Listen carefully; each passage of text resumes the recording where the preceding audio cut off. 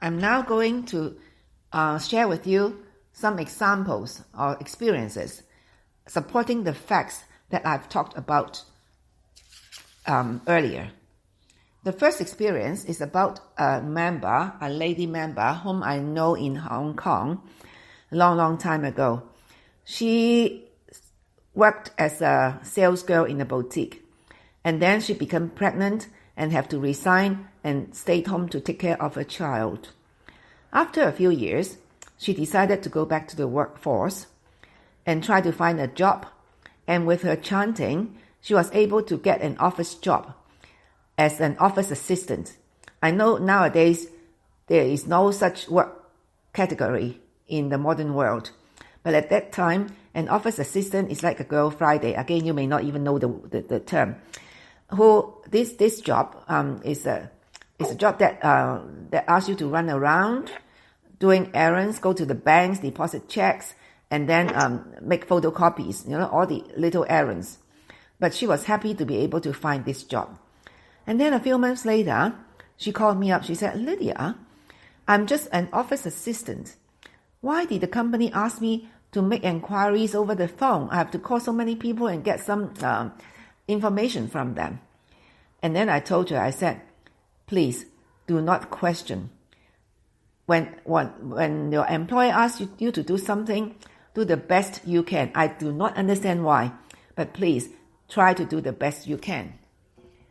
And you know what happened? A few months later, she found herself a job as a receptionist when she had to handle phone calls all the time. So this is how interesting it is. So when you are given a chance to do something, please be happy, learn and do it. You don't know what is going to happen to you. All right? So the next experience is about my work. I've worked in a variety of jobs. I'm going to name them to you. I worked as a teacher, as a receptionist, a typist, a secretary, interior designer, dental assistant, dental practice manager, dental marketing manager, website designer. Now, to be very honest with you, I was not qualified or educated in any one of those jobs. Other than the job as a secretary, I was not interested in any one of those jobs, but was being thrown into those jobs because of critical conditions. So I'm going to start my story. When I was young, I had always wanted to become a secretary. Why? Because I was lazy. Being a secretary carries no responsibilities. After work, I can go shopping, have tea or dinner and movies, and I could enjoy myself. However, because my father got bankrupt at the time when I just graduated from high school, I had to go and look for jobs. Now, to be a secretary, you have to have a 1-year training. You have to go to a commerce school and where you are trained to learn commercial correspondence and shorthand and typing and so forth. But I did not have the luxury to be able to go to that school. I have to immediately find a job to support the family. So you know what I did? I found myself a job as a teacher. Now at that time, Hong Kong did not have special requirements. Okay, at that time, Hong Kong doesn't have any special requirements to be a teacher, as long as you got secondary school education. And I got credits in the examination in English and biology. So I found my job as a teacher, teaching Form 3 students at a girls' school in Kowloon. And you know what? I was only 16 at that time. And my students were 17. They were even older than I was. To be honest with you, I hated teaching. It's such a boring job. But I have to do it to earn money. But since I was being employed, and I appreciated the fact that the principal would employ me, so I did the best I can and I was very serious and prepared my teaching And then I was very friendly and kind to students. And during that 1 year, I tried to take shorthand lessons at an evening school to equip myself because I didn't want to be a teacher. I wanted to be a secretary and I need the skills, shorthand skills. So I took evening classes to learn shorthand and I learned typing myself. So I can tell you now, I'm a very bad typist. I make a lot of mistakes because I trained myself to type at that time. So after 1 year, I decided to quit the job, but the students were very, very happy. I mean, not happy that I leave, but they were happy with me and thanked me for being such a good teacher. And that brought me a lot of satisfaction and also strengthened my self-confidence. Then I got myself a job as a receptionist, then shorthand typist, and finally a job as a secretary and executive secretary, my dreamed job. I thoroughly enjoyed my job and became an executive secretary to the president of a multinational company, very, very highly regarded. Now, and then my situation changed. Why?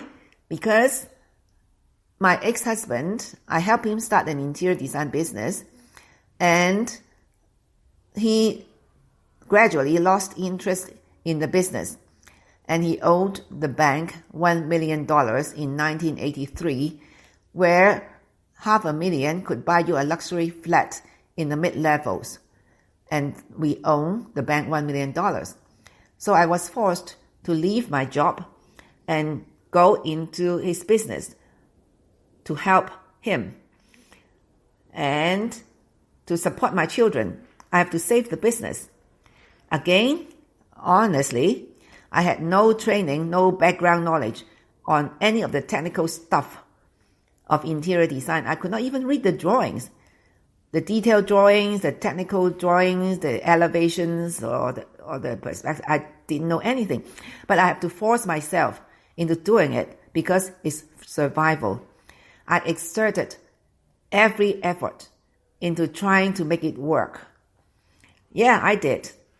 I was very successful in the business and was highly regarded by both clients. And my goodness, it was very, very, very hard for me because when a problem arose, I did not have the training or the knowledge to solve it. It's all technical for me. But at that time, I did not have Nam-myoho Renge Kyo. So I went to the temples and prayed to the Buddhas or the gods. And then I did everything I can to solve the problems. But in the end, I succeeded, but at the expense of my health. I became very, very, very, very sick. And it took me a long, long time to regain my health. And then I came to Sydney and started to run a dental practice. And when the dental nurses tried to play up, one of them even fell asleep with the suction in her hand. And the dentist found it hard to replace dental assistants at that time. So what I did was, I went into the dental surgery. I sat there for 3 months, observing what the dental assistants did. And after 3 months, I told the dentist that I was ready to work as a dental assistant. So afterwards, there was no threat about not getting a dental assistant. And then the business in the dental surgery failed because those dentists were not good at business. So I had to start working as a practice manager to run the business, and then I have to work as a marketing manager to help bring businesses to the surgery. I visited doctors and sent out flyers, and I redesigned the office. And you know what? Being a computer illiterate person, I had to design 4 websites to promote the business. And I had to write almost 30 to 40 articles about dentistry to promote this website. You know, you can laugh.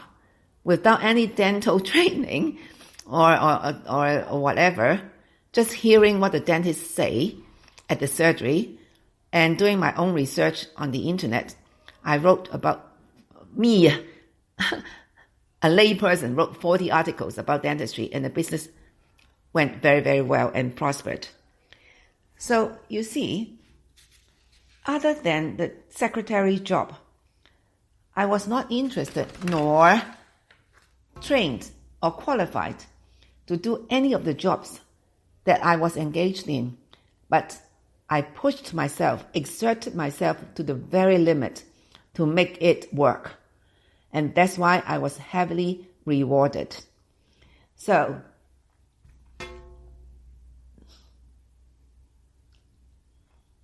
Sensei also said, when we exert our best in whatever we do, you will be successful in all those jobs and work.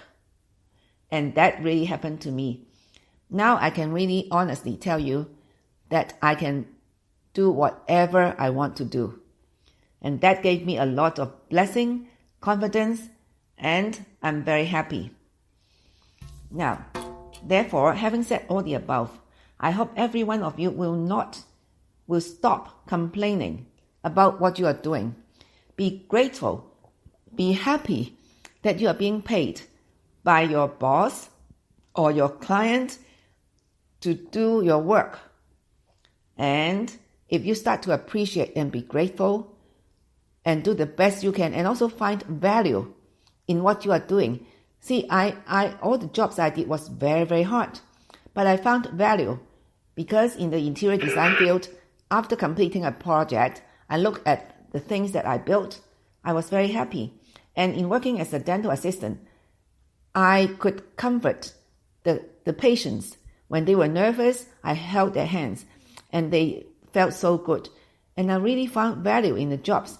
And I was happy, my clients were happy. So this is why I really hope every one of you will start looking at your job and appreciate, do the best you can, and then whatever will make you happy will come. Now, I know there is a member who is doing data processing, data entry, and she is not interested in this job at all. She said it's very boring. However, if you think, number one, without any experience, your boss will employ you in your job.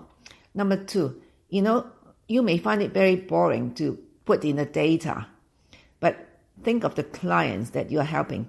If you put in the wrong data, you may spoil their business or they will be in serious trouble. So please be appreciative and create the value in your job, and the best will come to you. Okay, so this is what I'm sharing with you today. And